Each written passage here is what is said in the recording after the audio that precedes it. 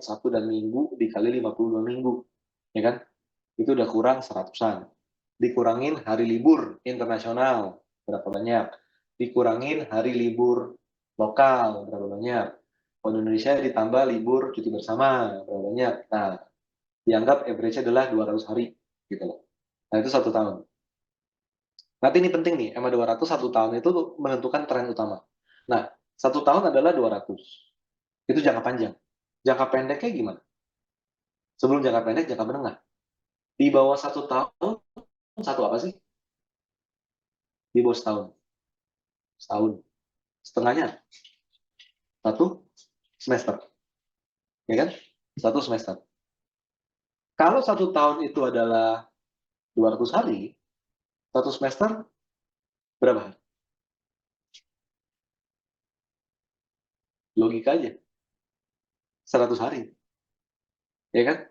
Jangka panjang 200 hari setahun. Jangka menengah ya 1 semester. Bagi berapa dong? Bagi 2 dari 200, 100 hari. Jangka menengah. Jangka pendek gimana? Jangka pendek setengahnya lagi. Dari 1 semester. Satu apa ya? Kuartal. Bicara 1 kuartal, berapa hari? 100 hari 1 semester. 1 kuartal kan setengahnya semester. Ya bagi 2, 50 hari. Ada orang yang bilang 1 kuartal itu 60 hari. Kenapa? Karena 1 bulan itu dianggap 20 hari. Nggak salah. Tapi kalau kita runut dari yang panjang ke menengah ke pendek, lebih baik kita pakai yang 200, 100, sama 50. Nah, itu dasarnya. Dan yang perlu kita pahami di sini apa? Bahwa kita memberi bobot masa lalu dengan masa sekarang sama. Jadi, dia dulu dengan dia sekarang itu kita anggap sama. Bibit, bobot, bebet. Jadi, dulu itu gimana, sekarang ya nggak jauh-jauh dari dulu. Karakter, gitu ya. Karena gitu kan, teman kita dari dulu, dari SD, dari kuliah, sampai sekarang, selalu aja kayak gitu. Ada nggak? Ya kan? Pasangan, dari sejak pertama nikah, sampai anak 1, 2, sampai anak-anak udah lulus, gitu aja sifatnya. Sama kan, dulu sama sekarang. Nah, itulah kenapa pembobotan dulu dengan sekarang itu sama. Kita pakainya simple moving average. Di sana. Kita nggak pakai eksponensial. Kalau saya nggak pakai eksponensial, karena apa? Kalau eksponensial, kita memberi bobot lebih besar di masa sekarang dibandingkan masa lalu. Padahal, bobot masa lalu, kalau in my opinion, sama kayak bobot sekarang. Itu di sana. Itu kurang lebih seperti itu ya, teman-teman ya. Itu semoga menjawab untuk Pak Asral. Lalu saya ada pertanyaan lagi di Q&A dari Pak Anto. Apakah Dapen, reksadana, asuransi merupakan bagian dari bandar, Coach? Apakah Dapen, reksadana, asuransi merupakan bagian dari bandar? Enggak. Bandar itu is part of the market, tapi bandar bukan segalanya. Bandar rugi ada nggak? Ada juga. Bandar rugi ada juga. Nih, saya mau jelasin di sini. Gimana ya? Sebentar. Background saya ilangin lagi. Kita masuk ke kamera sana. Nah, jadi teman-teman, jadi saya mau jelasin di sini. Pertanyaannya adalah apa? Pertanyaannya adalah apakah Dapen, reksadana, dan lain-lain adalah bandar? Jawabannya enggak. Kenapa mereka harus diklaim sebagai bandar? Kenapa? Karena dananya gede? Enggak kok, bukan karena dana gede gitu loh. Karena mereka dananya gede, mereka mungkin bisa membuat harga bergerak dalam jangka pendek. Pasti. Tapi apakah mereka itu sengaja ngegerakin harga? Kagak, yang memang nasib gua aja duitnya banyak. Teman-teman ada nggak teman Anda yang trading pakai duit gede? Kita trading pakai uang 100 juta. Teman kita trading pakai uang 5M. Apakah uang 5M itu langsung dianggap, wih lu bandar nih? Kagak, nasib dia aja duitnya banyak. Dan nasib kita aja, kita trading pakai 100 juta. Mereka juga sama. Di sana. Mereka juga sama. Ketika reksadana dapat apa? Namanya adalah subscription ya. Dapat subscription. 100M, pep, gitu. 200M, pep, gitu. Dia kan harus mengkomposisikan ulang dalam portfolio dia. Kalau dia adalah reksadana saham, dari 200M, dari 100M, 80M harus beli saham. Peraturan OJK gimana? Harus, kalau enggak kamu melanggar prospektus. Akhirnya mereka harus beli saham dong. Mereka harus beli saham. Ketika mereka harus beli saham, ya mereka akan beli. Semakin banyak reksadana yang dapat subscription, makin banyak pihak yang berebutan membeli emiten ini. Ujung-ujungnya harga mungkin jadi bullish di sana. Tapi apakah itu disengaja? Enggak, karena dia mau nggak mau harus beli di sana. Mau nggak mau harus beli, teman-teman. Itu poinnya. Di sisi lain, misalnya insurance, dia dapat kena klaim asuransi yang gede sampai ratusan M, misalnya pas lagi COVID, misalnya seperti itu. Asuransi jiwa lagi. Asuransi jiwa banyak investasi saham. Asuransi umum nggak banyak investasi saham. Misalnya, asuransi jiwa dapat klaim, banyak klaim, ratusan M segala macam. Dia harus dapat likuiditas dong. Dia mungkin jual obligasinya, tapi nggak mungkin hanya jual obligasi. Kenapa? Bawa saham jadi kegedean. Ujung-ujungnya apa? Jadi dia harus jual saham juga, jual saham. Semakin banyak asuransi yang menjual saham, ujung-ujungnya harganya lama-lama turun. Apakah mereka sepakat untuk menurunkan harga? Kagak. Siapa juga asuransi yang mau kena klaim gede? Berdoa-doa biar nggak ada klaim. Kan gitu. Kan poinnya seperti itu. Nah, jadi poin di sini adalah institusi itu mostly itu menjalankan perannya sesuai dengan role masing-masing. Nggak beda seperti kita retail di sana. Pokoknya gitu loh. Nggak beda seperti kita retail, tapi karena dananya gede, ya mau nggak mau pasti akan membuat ombak di market. Jadi bandar, enggak. Siapa sih reksadana yang mau ini kena redemption? Gitu loh.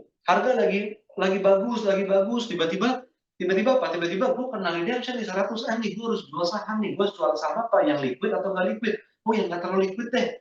Gitu kan? Apa yang saya punya? Oh saham ini lagi naik, saya jual. Lama-lama turun, pelan-pelan, pelan-pelan. Apakah dia bandar? Kagak gitu loh. Ini yang fund manager juga nangis. Gue kena redemption, gue dikira bandar. Kagak, gue aja nggak mau gue kena redemption. Gitu loh. Jadi kalau mau ditambahin satu lagi, mungkin di sini ada yang namanya di sini namanya big player. Big player. Nah ini bisa retail, bisa lain-lain gitu kan.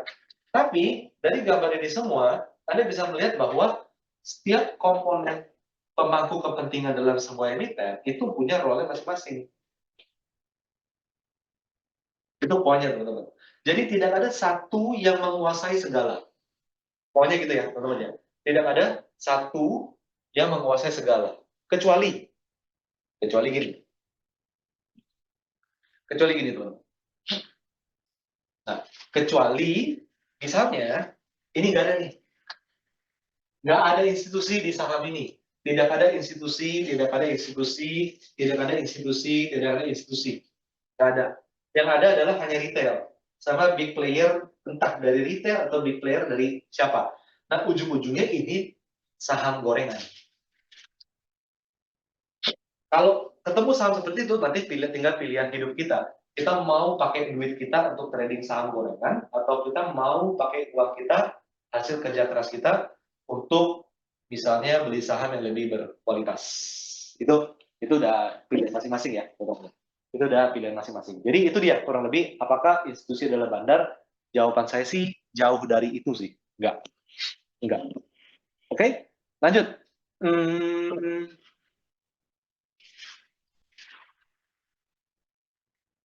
Oke, di sini bicara mengenai, nah, ini lagi ya. Wih, pertanyaan banyak banget nih. Nggak apa-apa. It's part of trading plan, oke? Jadi semoga menjawab ya. Lalu bandar itu apakah money maker? Money maker itu gimana?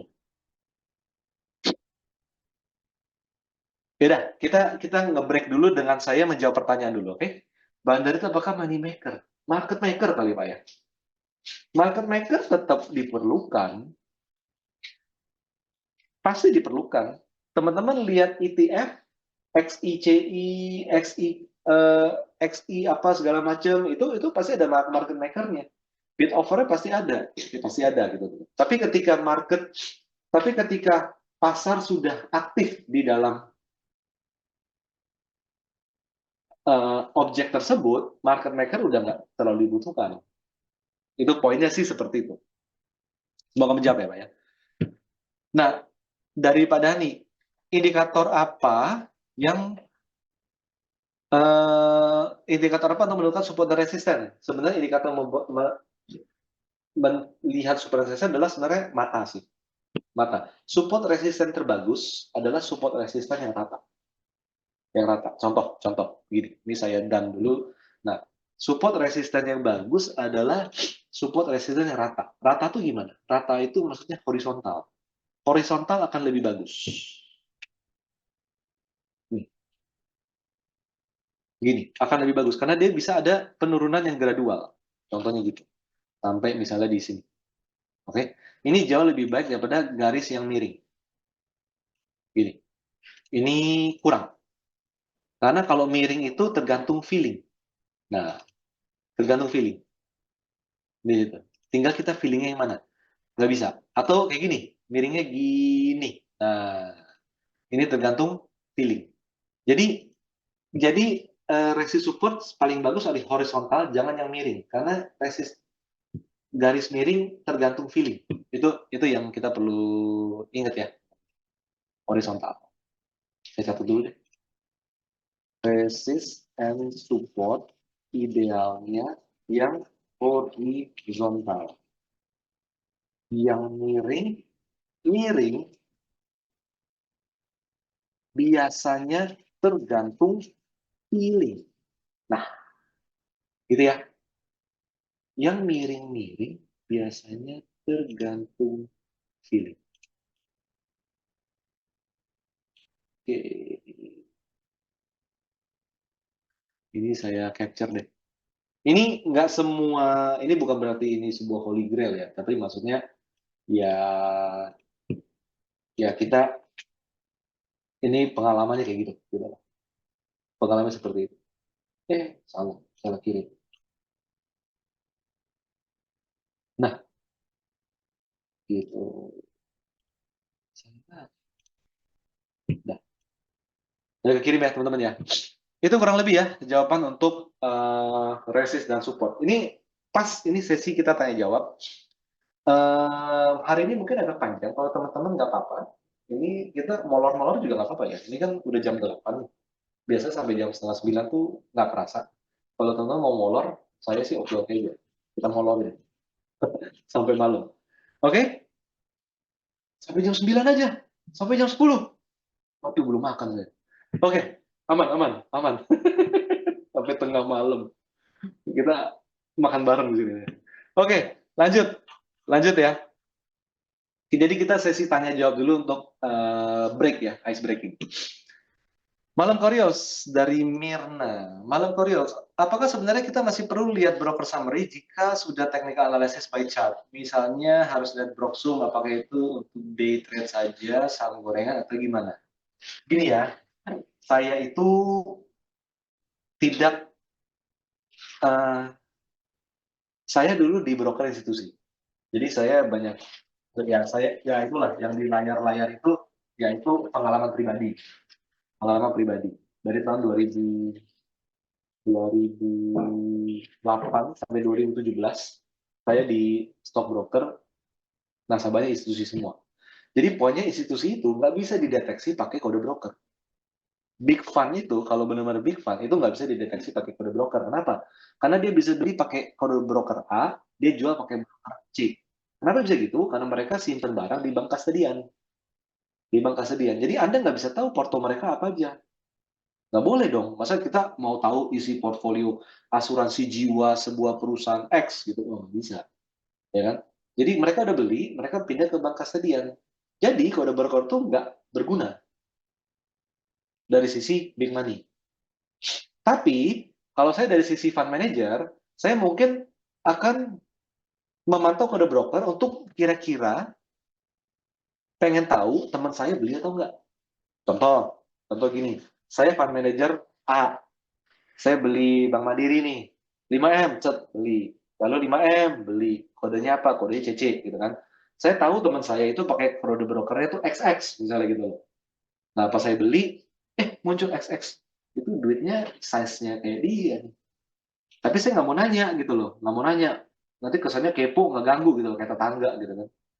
Ngepoin aja kita gitu. Nah, tapi kita pengen tahu di market seperti apa.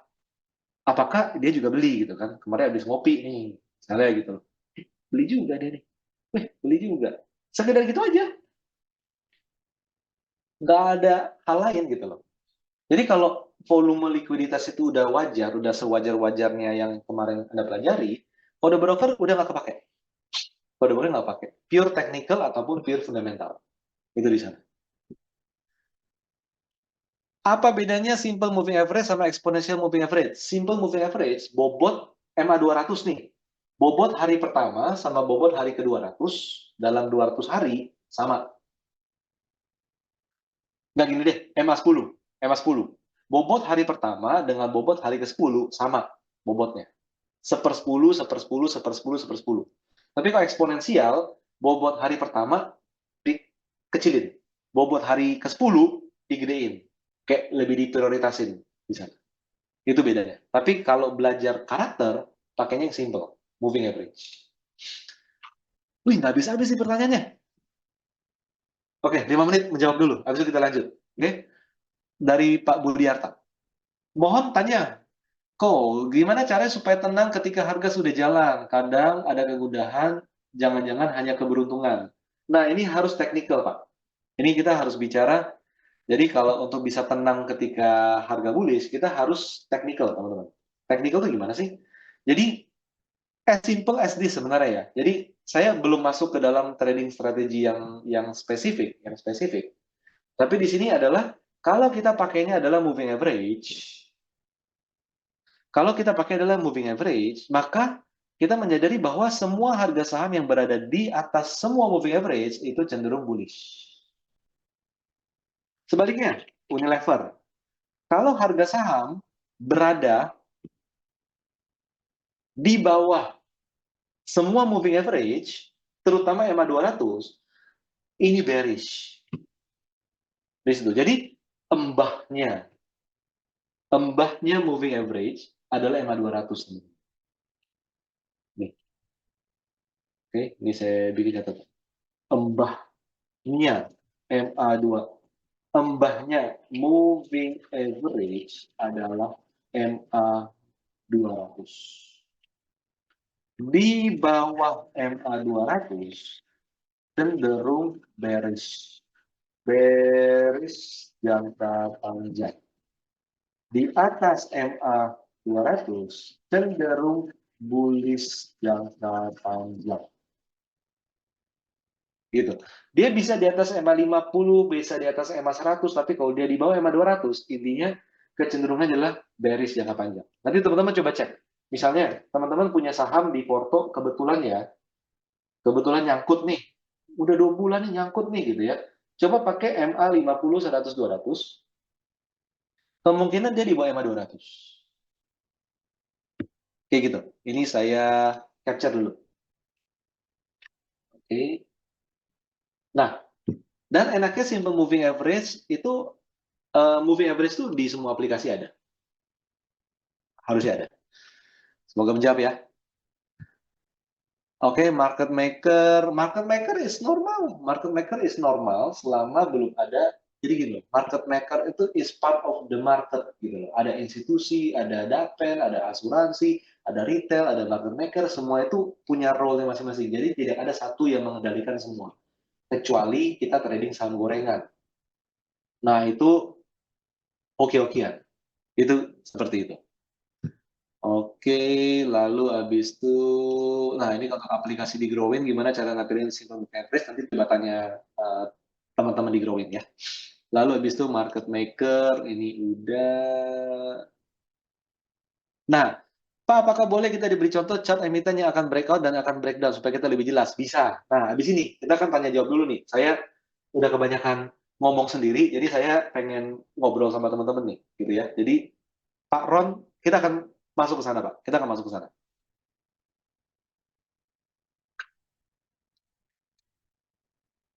Pertanyaan, bagaimana cara melihat bandar mulai masuk suatu emiten? Nggak bisa.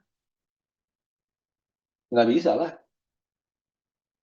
Apalagi emiten-emiten gede. Nggak bisa. Kenapa? Bandarnya kekecilan. Emiten gede, mandiri, ada bandarnya. Lah, ada asuransi yang gede, ada Dapen yang gede, ada BPJS yang gede, ya nggak? Ada hedge fund yang gede, bandar nggak ada apa-apanya. Gitu loh. Tapi kalau Anda trading saham gorengan, mungkin bandar punya power, market maker ya punya power. Tapi apakah bisa ketahuan? Enggak sih, karena mereka pasti bermainnya rapi. Di sana tuh, bermain rapi. Contoh gini, ngomongin bandar. Teman-teman bisa bayangin nggak sebuah perusahaan properti, developer properti, oke? Okay? Developer properti, dia mau ngebikin sebuah project. Projectnya adalah bikin kawasan hunian baru. Mereka harus ngapain, teman-teman? Mereka harus ngumpulin lahan, benar nggak? Mereka harus ngumpulin lahan. Sekarang pertanyaan adalah, ketika ngumpulin lahan, mereka mereka akan berkoar-koar di sosial media, di koran lah, di TikTok lah, di Instagram lah gitu kan. Hey guys, gue mau buka lahan di sini nih, kita akan beli lahan-lahan Anda ya. Silakan silakan jual ke saya, gitu. Oke? Okay? Atau beli diem-diem. Beli diem-diem serapi mungkin. Gitu. Oke? Okay? Apa beli diem-diem serapi mungkin. Caranya gimana? Titip nama orang. Titip nama orang. Ini kenapa sih ngomongnya laut, patok laut, patok laut? Ya sama lah, coba bayangin deh. Bayangin, belinya diem-diem atau rame-rame? Pasti diem-diem. Pakai nomini-nomini pasti kan. Perorangan-perorangan.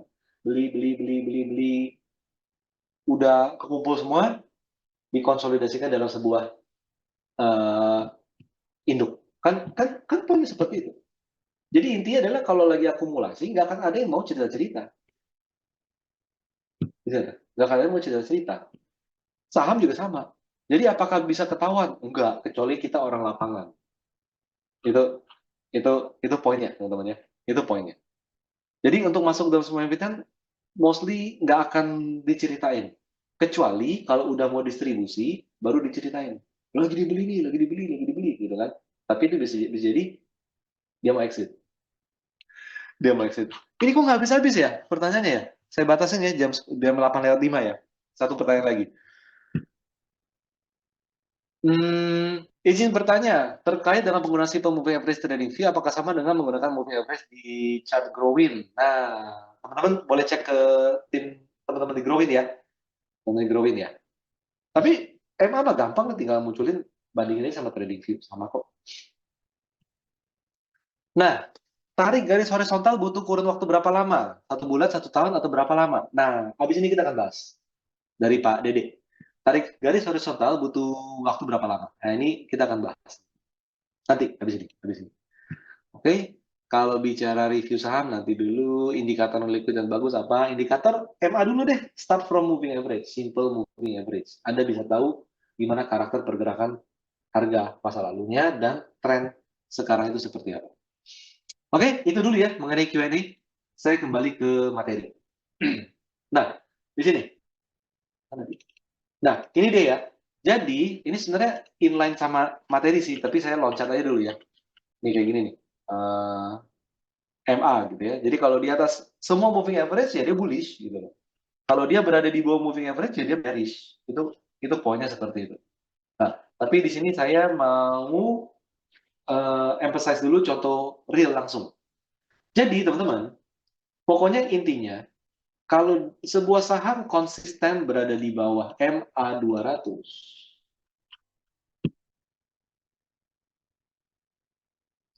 dia cenderung akan bearish dari waktu ke waktu. Dari situ. Oke. Sebaliknya, ketika harga saham berada di atas semua MA, dan terutama adalah MA 200, ya dia cenderung akan bullish dari waktu ke waktu. Apalagi tadi ya? Kalau nggak salah kita sempat buka BRMS kan? Nah, BRMS, teman-teman lihat, dia crossing MA, artinya dia sedang sideways. Sideways ya. Dia di atas MA 200 nggak? Di atas MA 200. Jadi, sideways ini adalah sementara, di mana tren jangka panjang di atas MA 200, jadi kecenderungannya adalah masih bisa bullish. Kayak gitu ya. Apalagi?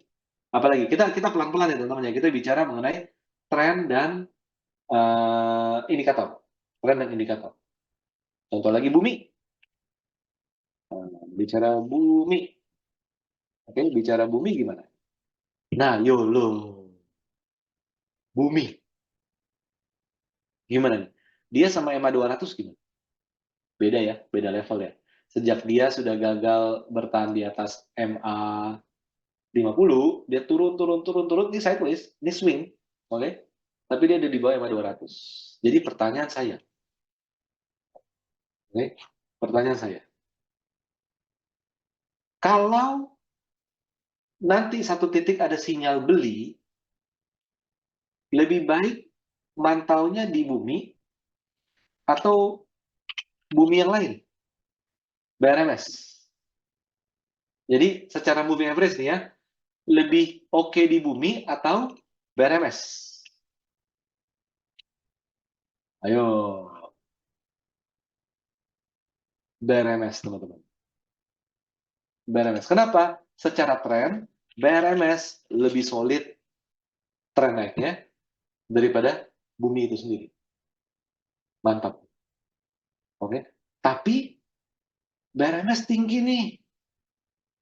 Bumi udah rendah. Beli yang mana dong? Bukan jadi galau. BRMS tinggi. Nggak turun-turun. Bumi kayaknya udah murah. Beli yang mana? That's it. Kita perlu konsisten dengan indikator dan metode kita. Bahwa apa? Kalau saya pakainya adalah moving average, maka saya akan ke BRMS. Bukan ke bumi. Di sana. Kurang lebih gitu ya. Bumi boleh di hold masih aman, tapi udah turun, Pak. Ini udah turunnya banyak nih. Ini udah berapa turun? Nah, gitu kan? Tergantung. Oke? Nah, itu dia. Ini bicara mengenai uh, konsistensi dalam analisa teknikal. Balik lagi, kita bicara tentang misalnya energi. Gitu ya. Ini kok jadi grup Bakri sih? Cuma nggak apa-apa lah. Maksudnya kan kebetulan tadi kebuka ya. Kebuka. Nah, energi. Teman-teman bisa lihat di sini. Dia crossing MA terus. Udahlah, energi itu swing trading aja. Naik dikit, dalam 1-2 tarikan, candle, jual. Itu tipenya. Gitu ya. Oke. Jadi, kita menganalisa saham menggunakan indikator, tujuannya adalah bukan meminta mohon saham itu naik. Atau meminta mohon saham itu turun. Tapi kita apa? Kita untuk memperkirakan BRMS, oke, bumi misalnya, energi, mana yang secara tren kuat. Karena apa? Karena ujung-ujung di sini. Kita untuk menentukan strategi. Saya mau trading di sideways, buy low, sell high, Atau saya mau trading di uptrend. Uptrend apa karakternya teman-teman? Above average. Ini above average atau below average. Average itu apa? MA50, MA100, MA200. Dia itu above average atau below average. That's it. Atau in average. Atau dia di antara average. Di situ. Jadi Anda akan tahu di sini energi nggak cocok nih ini. Kenapa? Energi itu bukan above average. Energi itu di sini, sideways. Bisa diikuti ya? Energi itu sideways, teman-teman. Nah, kalau kita bukanya kayak BRMS, above average atau below average atau in average. Ini MA50, ini MA100, ini MA200. Pertanyaan adalah, saham energi itu di atas average atau di bawah average atau in average di sana. Yes, dia in average, tapi cenderung di atas average. Maka, strategi untuk BRMS lebih cocok ke sini. Gitu ya. Kayak gitu ya teman-teman ya. Above average, membentuk higher high, higher low. Trading strategi adalah buy on breakout. Atau ketika habis breakout suka pullback. Jualnya kapan? With trailing stop. Kok nggak bikin target harga? Lihat dong di sini. Habis naik, mau bikin target harga berapa? 20%. Kalau masih naik gimana? Mau bikin target harga berapa? 60%. Atau 120%. Atau 200%. Nah, masalah target harga adalah masalah lain. Dan poin di sini adalah trend following selama tren masih bergerak naik hingga nanti ada gaya yang berlawanan yang membuat tren tidak naik lagi, maka harga akan cenderung terus bergerak naik. Itu hukum fisika oleh Isaac Newton mengenai tren. Itu poinnya. Jadi kita belum bicara mengenai exit ya. Kita bicara mengenai how to follow the trend. Gitu ya, teman-teman ya. Nah, itu poinnya. Dan teman-teman, yang lebih menarik di sini apa, teman-teman? Jadi ini kita bicara, tadi kita udah bicara mengenai saham yang berada di atas moving average, sama saham yang sudah turun di bawah moving average. Yang menarik di sini adalah, trader kebanyakan akan membeli yang sudah turun. Benar nggak? Oke? Trader akan membeli yang sudah turun. Akan menjauhi yang masih di atas. Oke? Nah, itulah kenapa saham dibeli turun, dijual naik. Karena yang dibeli ternyata lagi downtrend. Yang dijual relatif tinggi, lagi sideways, udah nggak gerak-gerak kemana-mana, tapi tetap stay di atas, bisa jadi dia lanjut bullish. Oke? Itu kurang lebih seperti itu. Loh, ini kita bukan bicara Isaac Newton kalah saham, kita bicara mengenai teori fisika, gaya, yang membuat roket itu bisa tembus naik ke atas. Kan bicara situ. Jadi kita bukan bicara resultnya, teman-teman. Oke? Nah, contohnya Jesse Livermore, ya udah, kalau gitu jangan trading. Jangan trading. Iya kan? Jadi poinnya adalah, yang menarik dari pergerakan harga saham ini adalah, kebanyakan trader akan membeli yang ada di bawah, dan akan menghindari yang ada di atas. Itulah kenapa saham kalau bullish, rally-nya itu lebih non-stop daripada saham yang sideways ataupun yang bearish. Karena yang bearish udah keberatan, karena udah terlalu banyak barang terdistribusi ke retail. Sedangkan yang bullish menjadi alasan bahwa kalau retail nggak suka harga tinggi, mereka pasti akan jual di harga yang sudah tinggi.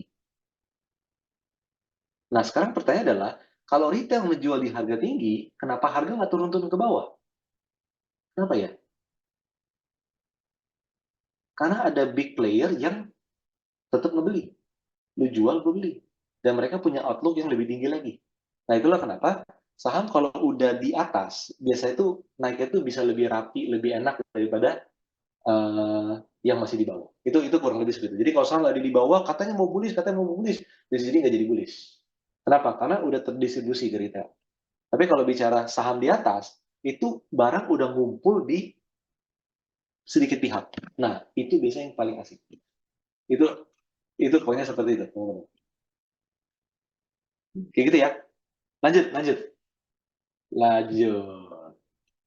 Nah, ini dia mengenai apa? Mengenai uh, trend analysis dan trading plan dan trading strategi. Bahwa apa? Bahwa saham seperti ENRG ini lebih cocok buat swing trading. Kenapa? Nempel, crossing MA.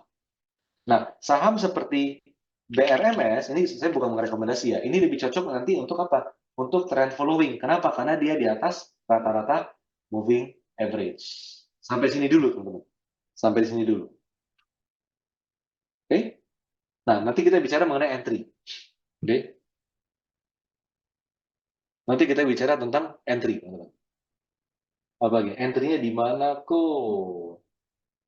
Oh, ini apa ini? Cucu bandar asing Isaac Newton. Oke? Habis ngomong Isaac Newton, langsung aja ada. Wow, rugi. Bukan kita ngomong itunya. Kita ngomongin tentang gaya. Oke? Lanjut ya, teman-teman ya. Nah, jadi di sini, kalau kita ketemu saham yang seperti ini sekarang, kita ketemu yang seperti ini. Kalau dia adalah saham yang downtrend, dia selalu below average, lower high, lower low. Low-nya makin lama makin rendah. Oke? Makin lama makin rendah. Nah, ketika seperti ini, trading strateginya apa? Trading strateginya ya do nothing aja. Kalau punya stop loss. Oke? Kalau punya stop loss. Kalau punya stop loss, kalau nggak pas sell on rebound, exit dulu. Contohnya gimana? Contohnya adalah seperti Unilever di sini. Seperti Unilever. Nah, Unilever lalu pakai. Nah, di sini Unilever. Rebound pada saham yang downtrend harus dimanfaatkan untuk sell on strength di sana.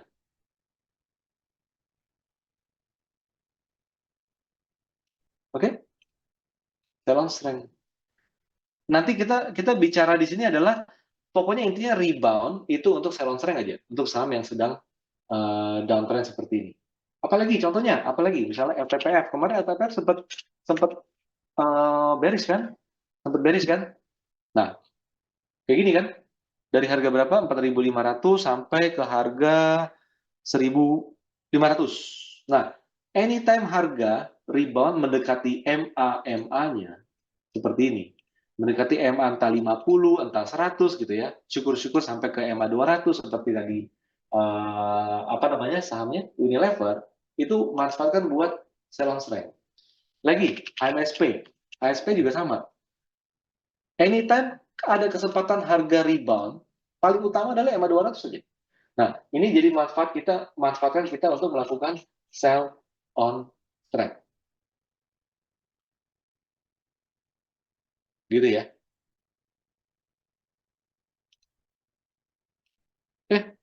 Sorry. Nah, gini. Oke, sorry teman-teman. Nah, jadi poinnya di sini adalah saya ulang dikit, kalau bicara mengenai Unilever, pokoknya anytime harga itu rebound ke MA 50, MA 100, MA 200, ini kita manfaatkan untuk melakukan sell on strength, teman-teman. Sell on strength. Sama seperti tadi LPPR, saya share LPPR. Nih, anytime harga mendekati MA 50 ataupun MA 100, nanti lihat kondisi masing-masing. Ataupun MA 200, ini pada dasarnya manfaatkan dulu untuk sell on strength hingga apa? Hingga nanti dia sudah mulai di atas MA lagi nggak ya? Nah, Ya kan ya? Jadi kita bisa, dengan moving average, kita bisa mulai mengira-ngira. Sekarang ini trennya udah mulai kondusif belum untuk saya cermati. LPPF.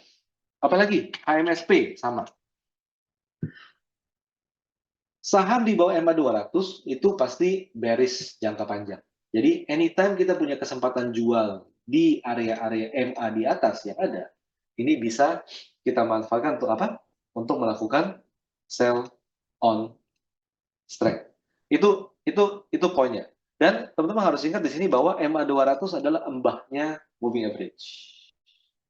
Embahnya moving average. Saya nunggu Unilever di bawah 1000, bisa. Bisa ini, sampai ini. Tapi jangan dibeli kalau di 2.000, kalau naik, kalau turun lagi gimana? Dia harus gimana? Dia harus sideways, nih ya, dia harus sideways. Lalu apa? MA-nya mulai gini, gini kan? Jadi jangan langsung jangan langsung beli gitu loh. Tapi intinya ya, it's good untuk punya target kayak gini. Nah, misalnya seperti ini. Nah, ini nih baru nanti dipantau. Kalau kondisi seperti ini, ya istilahnya perjalanan masih panjang untuk Unilever. Kita di galeri saham, kita berpikir bahwa kayaknya Unilever bisa single digit PE. Gitu ya. Bisa single digit PE. Hah? Masih MSP? Masa sih?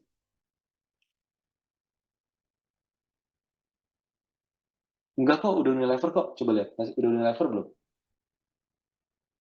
Gitu ya. Nih, Unilever. Belum.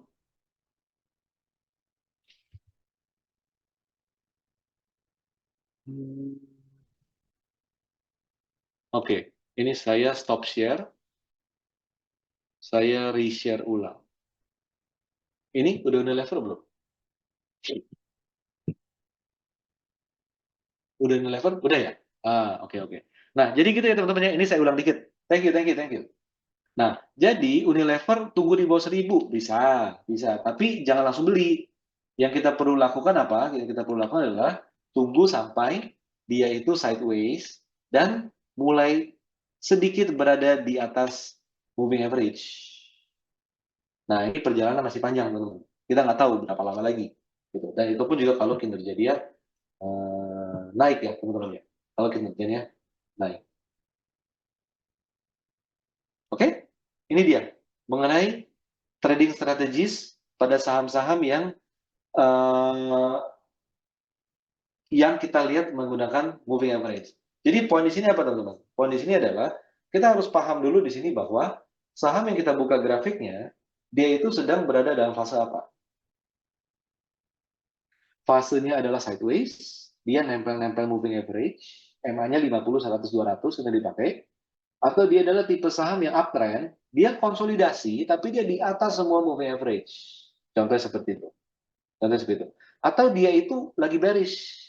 Nah, paling penting di sini apa, teman-teman? Paling penting di sini adalah kita harus sesuaikan strategi terhadap sahamnya. Jadi kalau sahamnya lagi sideways, ya kita jangan nyimpen lama-lama. Kita jangan break resist beli. Kenapa? Pasti false.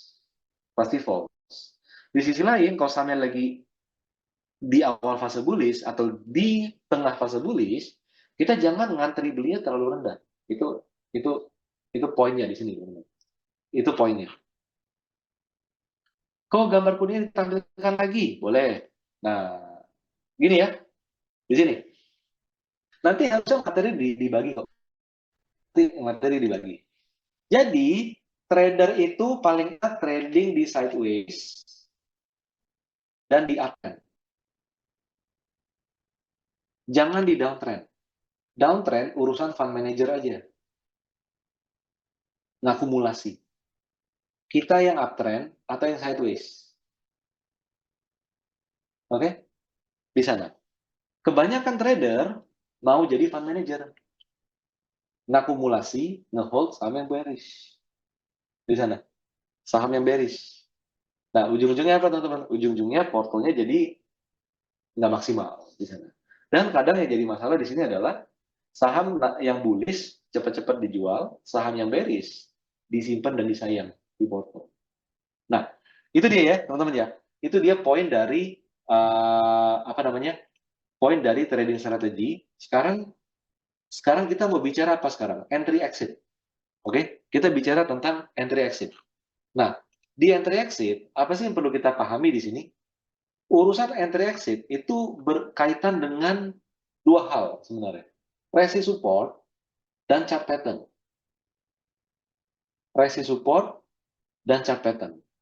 Nah, kalau nggak salah chart pattern teman-teman kan sudah ada ini sendiri ya, sudah ada udah sesinya sendiri kan ya chart pattern. Dan chart pattern yang kalau saya bahas di sini adalah sebenarnya chart pattern-nya tuh lebih ke yang chart, bukan bukan candle pattern, bukan candle pattern, tapi lebih ke chart pattern-nya. Contoh, contoh nih misalnya bumi kayak bumi, ya begini. Ini ada pola nggak? Nah, kadang pembentukan pola itu bisa menjadi dasar kita untuk exit. Di sini. Ini polanya apa?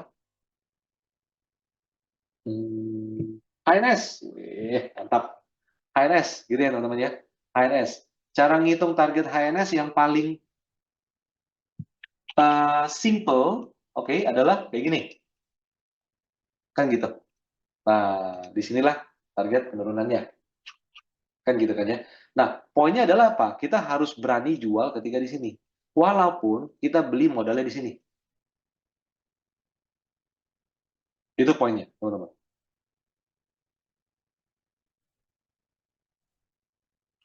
Oke? Lanjut nih. Lanjut. Lalu apa lagi contohnya? Misalnya kita beli saham BRIS. BRIS, oke? BRIS. BRIS ini ada pola nggak? Nah, kadang, jadi trading strategi itu adalah pertama terkait dengan pola. Itu yang paling simple kalau menurut saya. Pola.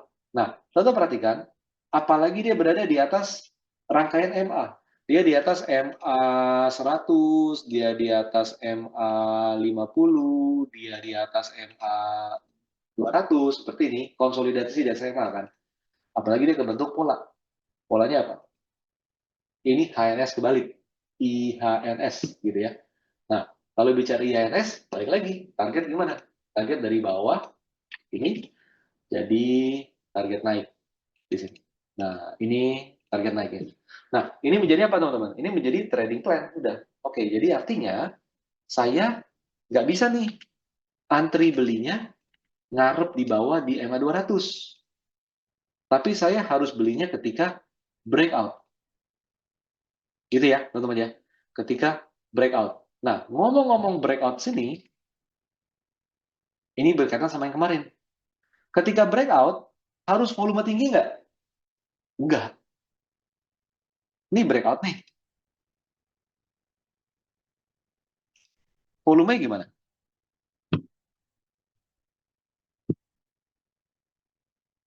Oke?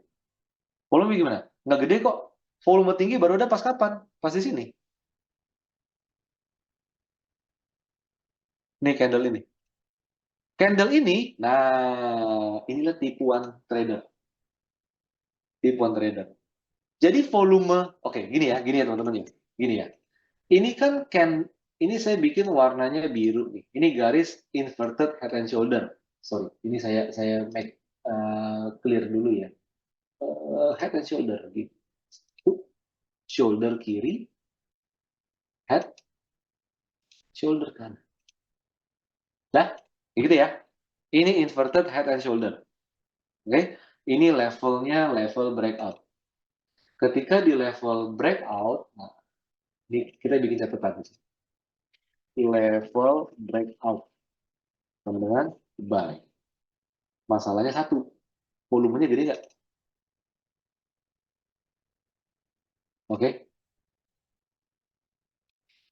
volume biasa. Oke, volume biasa. Nah, kalau kita menunggu volume gede, artinya ketika candle di sini, wah gede nih, ledakan volume, gitu ya. Ini volume luar biasa. Nah, breakout nggak dia? Breakoutnya berbeda, teman-teman. breakout di sini. Nah, ini saya ganti jadi warna merah, ganti titik-titik. Ini level breakout,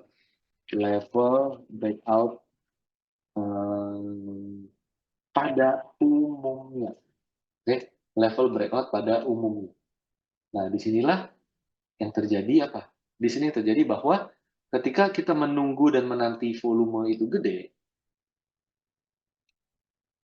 kadang di sana udah akhir kenaikan. Nah, itu dia kembali ke topik kita kemarin bahwa volume itu yang penting setiap hari ada transaksi, oke? Okay? Yang penting setiap hari ada transaksi dan ketinggiannya ngacak, oke? Okay? Dan ketinggiannya ngacak. Ini udah cukup. Jadi ketika sudah ada dukungan tren, dukungan pola dan lain sebagainya, ketika breakout kita bisa langsung beli tanpa menunggu ledakan volume. Dan di sisi lain, ini yang mau saya sampaikan di sini bahwa ledakan volume itu jadi tidak relevan kalau level breakout-nya udah ketinggian di sana, udah ketinggian. Ini kurang lebih ya, teman-teman ya. Ini kurang lebih. Ini jadi saya mau share dulu eh, ketika ada bullish pattern sudah breakout, kita bisa beli walaupun volume bukan yang luar biasa. Volume sudah dianggap baik jika satu, setiap hari ada volume, dan nomor dua, ketinggian volume random. Nah, ini bicara mengenai karakter. Nah, ini saya share ya teman-teman ya. Ini saya share ke grup. Mana dia grup? Nah, dah terkirim. Oke. Biasanya entry di volume meledak nyangkut. Iya memang biasanya gitu, Pak. Karena kebanyakan dari kita punya opini yang berbeda terhadap resist yang ditembus. Resist yang ditembus. Nih, saya hapus nih. Saya hapus di sini. Ada orang yang menganggap resistnya di sini. Di sini. Oke? Ada juga orang yang menganggap resistnya itu di sini. Ada orang yang menganggap resistnya itu di sini. Di sana. Ada juga orang yang menganggap resistnya di mana. Ini kita bicara mengenai chart pattern ya. Sebentar. Chart pattern. Oke? Maka resistnya yang paling horizontal adalah di sini. Di sini. Atau mungkin di sini. Nah, inilah dia seninya resist support apa? Bahwa setiap orang punya point of view yang berbeda, punya strategi yang berbeda, tinggal bagaimana cara kita membeli di very very early stage. Nah, kadang ini ditolong dari apa? Ditolong dari chart pattern. Seperti itu. Kurang lebih gitu ya, teman-teman. Oke, sip. Lanjut, lanjut. Ini dia mengenai saham yang bullish. Ada lagi nggak? Ada banget, ada banget.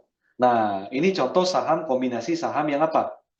Yang sideways sudah berada di atas MA dan kebetulan juga membentuk chart pattern juga.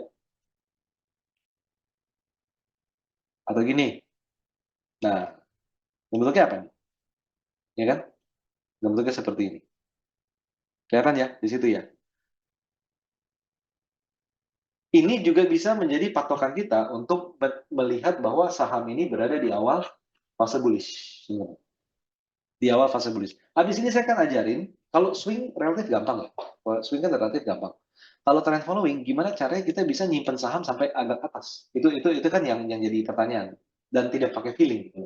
Dan tidak pakai feeling. Nah, jadi poin di sini adalah ketika kita menemukan sebuah pattern, baik itu ada yang bilang ini inverted head and shoulder, ada yang bilang seperti ini, atau seperti itu. Ada yang bilang juga apa? Ya, ada yang bilang juga ini sebenarnya cup and handle gitu loh. Ini cup, ini handle. whatever, secara tren, secara pergerakan, dia membentuk apa? Dia membentuk low yang makin lama makin tinggi. Higher high, higher low. Ya kan? High makin tinggi, low-nya lebih tinggi lagi. Nah, intinya apa? Ketika dia breakout, di sini kita perlu melakukan pembelian. Teman-teman. Perlu melakukan pembelian. Di sana. Karena kita melihat chart pattern, nah gini. Ketika ada chart pattern dan adalah bullish pattern, maka trading strategi kita adalah trend following, hold selama berada di fase bullish hingga tren berakhir. Nah, ini lagi nih, kembali ke Isaac Newton lagi. Wah, senang saya nih ngomong Isaac Newton. Oke, bahwa apa? Tren cenderung akan terus berlangsung hingga ada gaya yang besar yang melawannya. Oke, teorinya gitu. Oke, teorinya seperti itu. Oke, siapa yang mengerti Isaac Newton? Sini lagi. Oke, ini saya share dulu teman-teman ya. Ini saya share dulu. Ini. Copy, paste. Nah, dari Ibu Elsa, permisi tadi indikator yang kotak-kotak namanya apa? Yang garis di atas sama di bawah ngikutin tren. Yang mana ya? Kotak kayak gini kamu? Maksudnya yang gini? Yang kotak ini maksudnya? Ini tuh di sini nih. 1, 2, 3, 4, 5, 6 di trading view. Ini ada gambar persegi.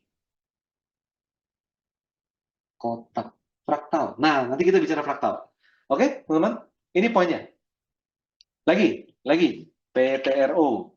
Jangan deh, apalagi dong? Coba. Sama apa lagi? Dewa. Oke, enggak deh. Dewa. Dari rame. Apa? Enggak ini. Oke. Ini karakteristik. Karakteristiknya gimana? Enggak terlalu liquid. Geraknya itu terlalu kayak tuts piano atau kayak tulang ikar. Ini somehow tidak begitu ideal untuk dianalisa. Sebentar, pajak. Coba. Kita cari hot aja gitu. Nah, di sini kita ubah lagi nih. Ini ada MA, oke? Ada MA-nya kita hapus dulu. Teman-teman sadar nggak? Ketika dia udah bersinggungan sama MA, ini ada pola lagi nggak? Cannot. Beriringan dengan dia di atas MA 200 dan udah mulai nyenggol-nyenggol. Jadi istilah gini loh. Kalau dia breakout, dia otomatis akan berada di atas semua moving average-nya. Di situ. Dia akan berada di atas semua moving average-nya. Nah, artinya ketika dia breakout, kita boleh mulai pantau untuk beli. Ketika breakout. Poinnya di sana.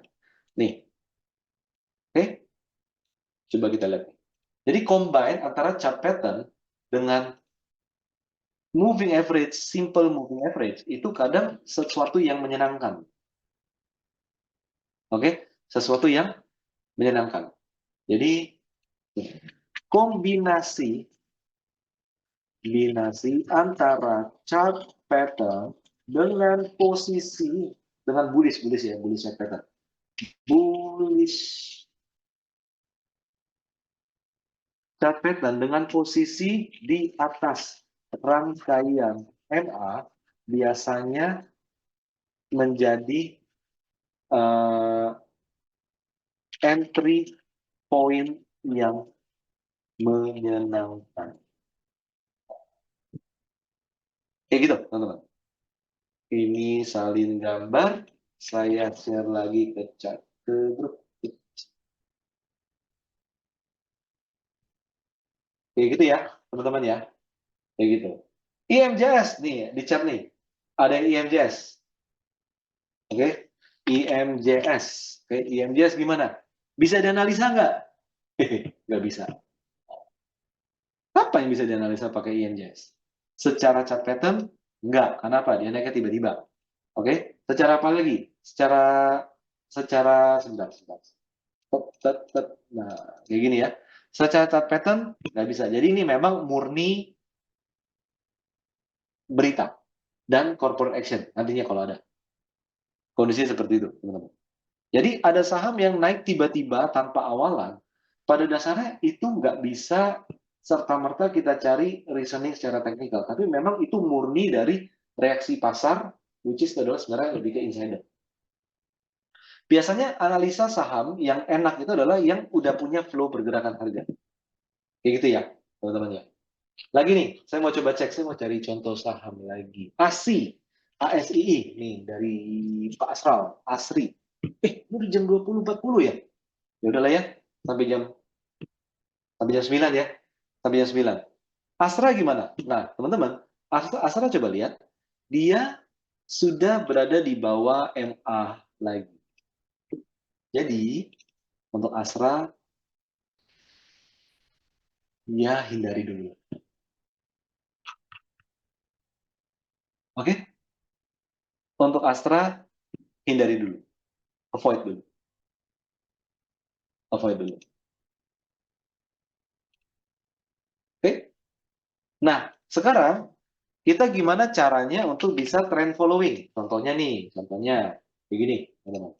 Contohnya kayak gini. Ini misalnya apa nih? PTRO. Nih, trend following itu ada hubungan erat dengan pertama pola kalau ada. Oke? Pola kalau ada. Ini pola nggak?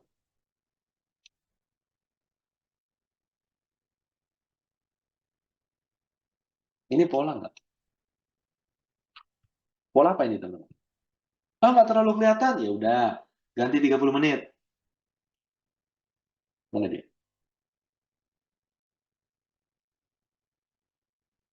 Nah, ini kan garisnya kan? Ada pola nggak?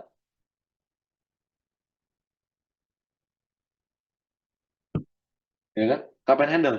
Ya kan? Jadi walaupun bentuknya kecil, tapi faktanya adalah dia membentuk sebuah pergerakan bullish pattern mirip seperti cup and handle. Kan seperti itu. Balik lagi nih ke daily. Oke? Balik lagi ke daily mana dia? Nah, ini kan cup and handle. Nah, balik lagi ya. Ini berulang kali saya selalu sebutkan di sini bahwa kombinasi antara bullish pattern dengan posisi di atas MA biasa menjadi proses analisa yang menyenangkan. Kombinasi antara bullish pattern dengan posisi di atas rangkaian MA biasanya menjadi momen yang profitable. Oke, ini salin gambar, saya share lagi di sini. Nah, sekarang pertanyaan adalah gimana caranya ngikutin saham kayak gini? Bullish terus.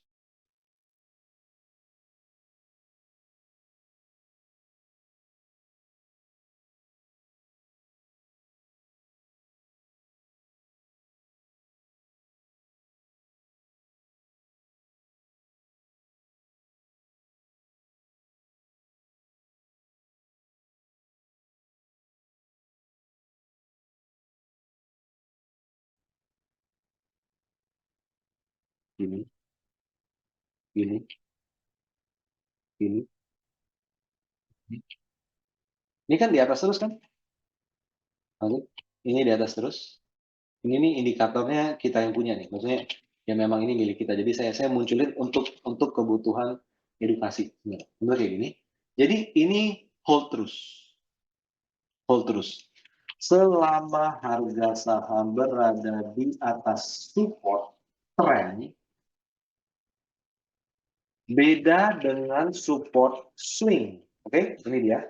Maka kita bisa terus hold saham tersebut hingga tren berbalik arah, di mana harga turun menembus support tren ini. Nah, gitu ya. Jadi action kita jauh lebih baik daripada mengikuti MA. MA udah turun 20% dulu. Nah, kita di sini pakai support trend seperti ini akan membantu kita untuk exit lebih dulu sebelum MA. Oke, jadi ketika dari breakout sampai atas, ini teman-teman bisa lihat ini berapa persen? Kurang lebih seperti itu. Ini saya share dulu ya, teman-teman ya. Ini saya share. Oke, di sana. Biasanya pakai Fibonacci. Teman-teman, Fibonacci bisa, tapi Fibonacci itu bukan trading plan. Fibonacci itu adalah framework. Itu adalah framework. Trading plan itu lebih ke taktisnya, ke taktisnya. Itu dia ya, teman-teman ya. Ini kurang lebih nih. Ini kurang lebih seperti ini. Nah, gimana caranya kita mempelajari hal ini, teman-teman? Gimana cara kita mempelajari hal ini? Nah, ini mungkin menjadi sesi terakhir di kelas kita, oke? Sesi terakhir. Jadi, teman-teman perlu perhatikan gini. Background saya matiin, kita ke monitor lagi. Kita ke monitor lagi. Jadi, teman-teman, ini saya mau share dulu. Ada istilah higher high, higher low. Ada istilah lower high, lower low. Ini saya hapus dulu. Jadi untuk ngikutin tren, kita harus melihat harga saham dari sudut pandang tren. Dan kita harus melihat resist support tren, bukan resist support swing. Ingat ya, resist support itu banyak alirannya. Resist support itu banyak alirannya. Jadi kita perlu untuk melihatnya resist support trend, bukan swing. Masih ada waktu 10 menit. Nah, jadi teman-teman, bicara mengenai, saya dari materi mengenai higher low, tapi saya langsung di whiteboard aja di sini. Jadi misalnya, sebuah harga saham itu dalam satu hari bergerak. Kelihatan nggak? Kelihatan ya? Ini adalah rupiahnya, ini adalah waktunya, dari jam 9.00 sampai jam 16.00. Kayak gini. Buka deh dia, tuk, di sini. Mulai gerak. Naik, istirahat. Oke, open, naik, langsung turun, closing. Oke, kita mau bicara mengenai fraktal tadi. Mau bicara mengenai fraktal lagi. Nanti teman-teman bisa analisa manual. Maka di sini kita bisa tahu di sini open, ini high, ini low, ini close. Oke? Open, high, low, close. Oke, di sini. Nah, kita tarik garis nih. Oke? Close-nya kita tarik garis. Open-nya kita tarik garis. Low-nya kita tarik garis. Lepas belum? Lagi, lanjut. Lanjut. Nah, close di atas open. Maka bentuknya jadi gini.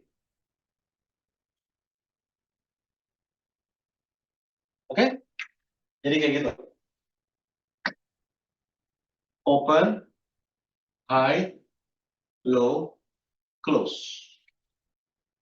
Gitu ya, teman-teman ya. Nah, sekarang saya mau satu hal dulu. Saya mau ajak teman-teman lihat di materi dulu. Nah, kalau di materi ini, teman-teman harus ingat prinsip dari the Dow Theory. The Dow Theory itu apa? The Dow Theory di sini artinya ada istilah mana dia? Sebentar. Nah, uptrend, higher high, higher low. Ini kita bicara mengenai saham uptrend, saham bullish. Jadi ketika kita sudah masuk pada posisi saham bullish, gimana caranya kita bisa ngikutin bullishnya tersebut? Anda bisa pakai target price, Anda bisa pakai konsensus analis, Anda bisa pakai ngikutin moving average 10, 20, atau berapapun. Tapi yang paling sistematis adalah Anda mengetahui support trend. Support trend. Dan support trend seperti biasa, saya tadi dari awal bilang bahwa support terbaik yang paling sistematis adalah yang horizontal, bukan yang miring-miring. Karena kalau miring-miring kebanyakan pakai feeling. Itu di sana. Nah, jadi higher high, higher low ini kan kata Charles Dow. Gitu ya teman-teman ya. Itu kan kata Charles Dow. bapaknya analisa teknikal gitu ya. Ketika belum ada TV, dia sudah belum ada ITV, belum ada internet, dia sudah bisa menganalisa pergerakan harga, merangkumnya dalam sebuah keilmuan. Nah, jadi yang tentu perlu perhatikan adalah dia ngomongnya apa? High dan low. High dan low. Nah, artinya apa teman-teman?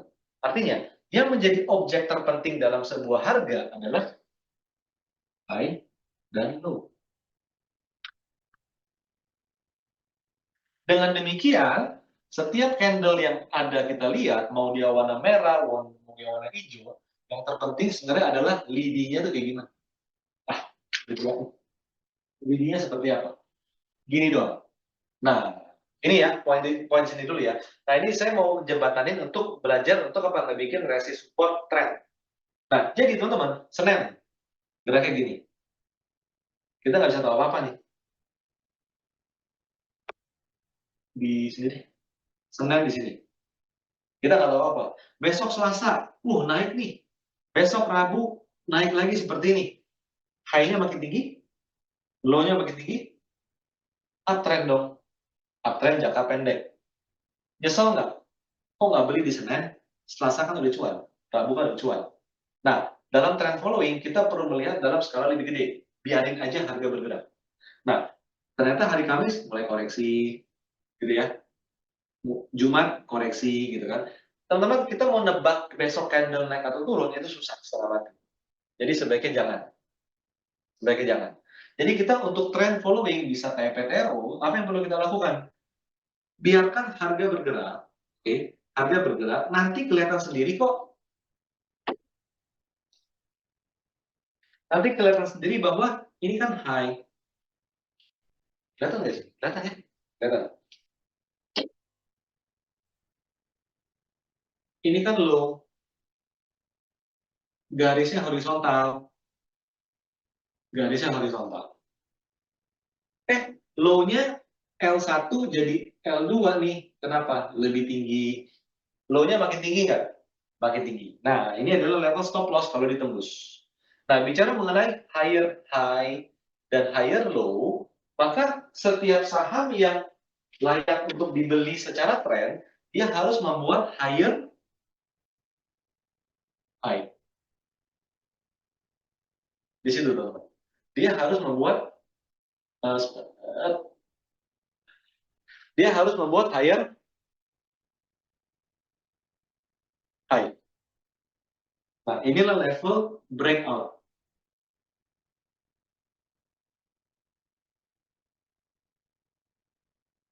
Breakout buy. Di situ ya. Besoknya mau naik lagi, contohnya koreksi seperti ini low dia sudah lebih tinggi dari yang sebelumnya. Maka ini jadi L3. Seperti itu. Nanti kalau saya kembali ke grafik, teman-teman akan bisa lebih clear pahamnya. Ini H1, nah karena dia koreksi, ini jadi H2. Kayak gitu, teman-teman. Misalnya. Nah, kapan dia bikin higher high lagi? Ingat, tren naik selalu bikin higher high dan higher low. Low-nya makin naik, high-nya makin naik. Jadi ketika dia break lagi seperti ini dia sudah membuat higher high. Di sini breakout, buy. Ini trading plan untuk trend following. Oke? Nah, tentunya besoknya naik dikit, koreksi lagi ke bawah. Turun lagi gini. Gimana dong? Kan di atas low. Simpan aja. Saham uptrend selalu membuat higher low. Low-nya higher dibandingkan yang ini. Nah, nanti ketika dia mulai rebound lagi seperti ini, nah, teman-teman bisa lihat ini ternyata jadinya L4. Oke?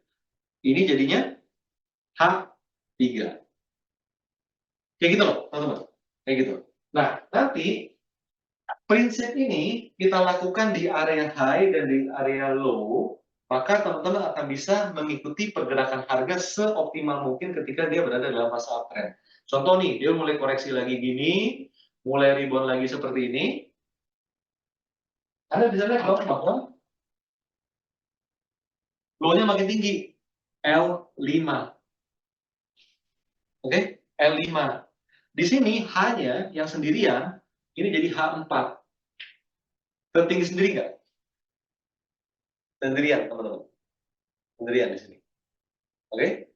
Nah, anytime nanti harga bergerak higher lagi, ya inilah di awal fase bullish lagi untuk breakout buy. Nah, semakin tinggi harga, semakin harga gampang naik. Kenapa? Karena kebanyakan orang akan jual di previous high, previous high, previous high. Orang akan jual terus.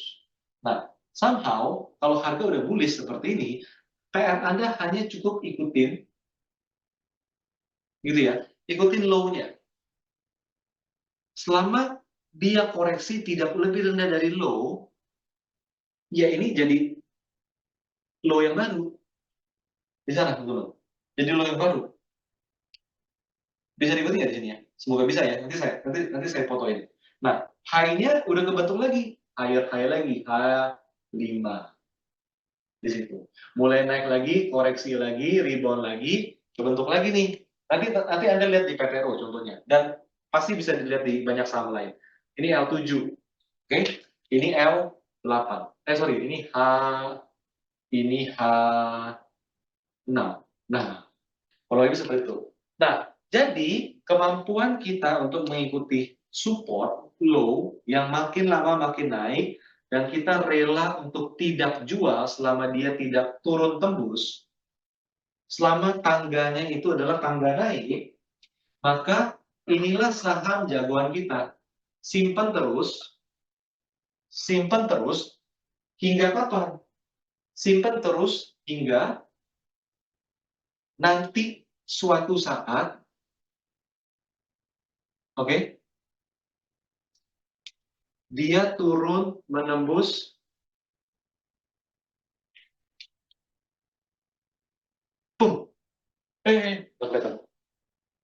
Nih, sampai dia tembus berapa support terakhir dia, inilah kita sell atau profit taking. Kayak gitu, teman-teman. Nah, itu prinsip dari price fractal yang menjadi trading plan bagi kita untuk apa? Untuk beli saham bullish dan nyimpan terus hingga nanti dia selesai secara tren, teman-teman. Kayak gitu ya. Ini dia tentang fraktal dan ini saya fotoin dulu. Ini saya fotoin. Mana ini? Udah jam 9 loh. Ini kita harus sudahan nih kayak ini. Nah, teman-teman tinggal pelajari mengenai price fraktal karena di sana itu menjadi cara yang paling sistematis. Sistematis. Jadi saya nggak bilang bahwa terbaik, wah harus ini paling nggak, bukan gitu ya. Tapi yang paling sistematis bagi kita untuk mengikuti tren naiknya, teman-teman. Tren naik. Nah, jadi saya akan share di sini. Nah, jadi ketika ini cara sama nih kayak tadi di layar nih, teman-teman. Kayak cara di layar. Ini caranya sama. Kayak gitu.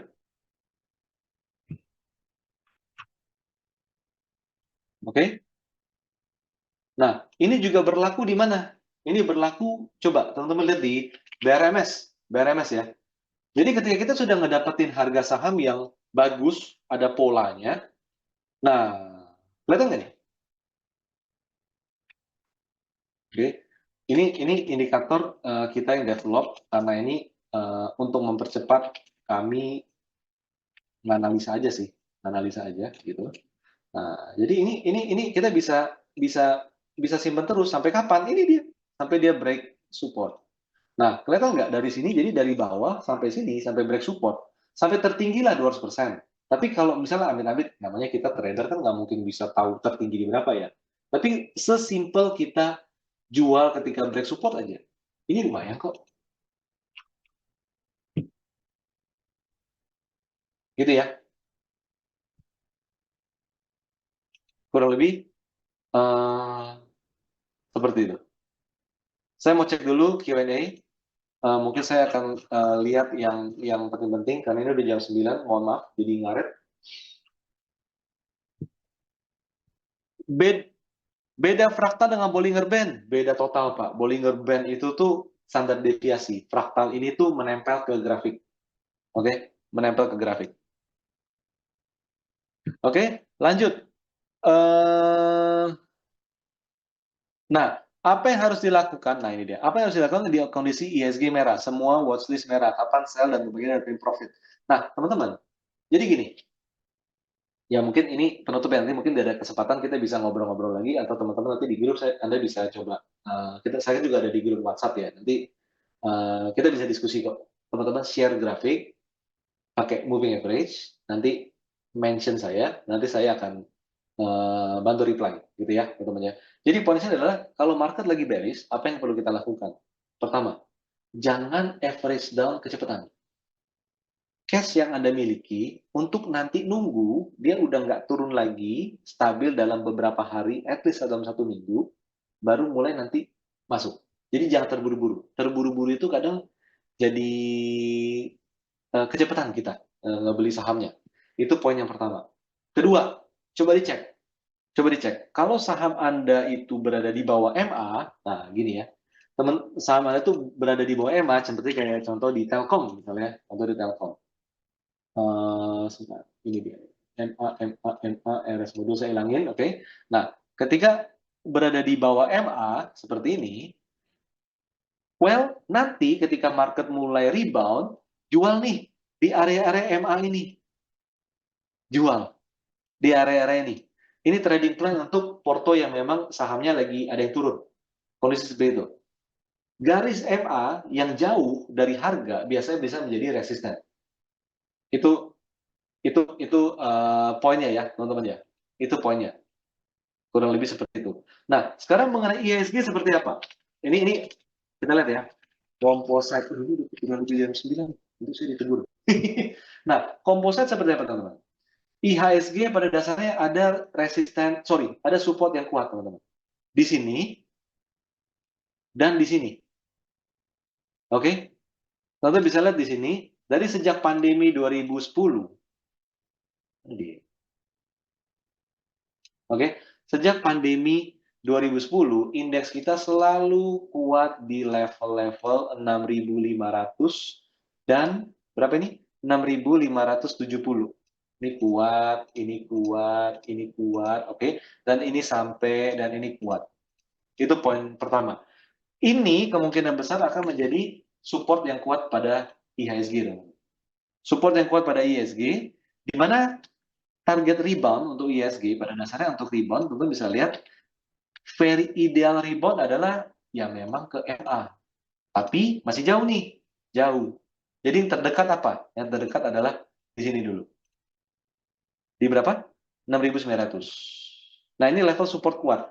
BCA lagi disupport, BRI lagi disupport, Mandiri sudah hampir sampai support, BNI juga relatif disupport. Jadi pada dasarnya ini bisa jadi referensi kalau besok lusa sudah tidak ada tekanan jual, itu bisa jadi nggak lama lagi rebound secara indeks seperti ini. Tapi balik lagi, semua itu kembali kepada persepsi Anda. Kalau Anda nggak punya saham, pasti nyumpahnya turun terus. Tapi kalau Anda punya saham, Anda akan berusaha naik, naik, naik. Tapi kalau kita bicara mengenai teknikal, pada dasarnya, well, apa sih yang kita pelajari dari teknikal? Kalau udah berada di area support yang kuat, ini pada dasarnya bisa menjadi batas penurunan. Itu yang pertama. Kedua, saya harus pakai cover. Kedua adalah, kan ada riset dari sekuritas asing ya, Morgan Stanley, yang bilang bahwa underweight Indonesia. Benar nggak? Coba tulis, benar nggak? Benar nggak? Benar nggak? Di sana. Oke? Ya kan? Teman-teman, ini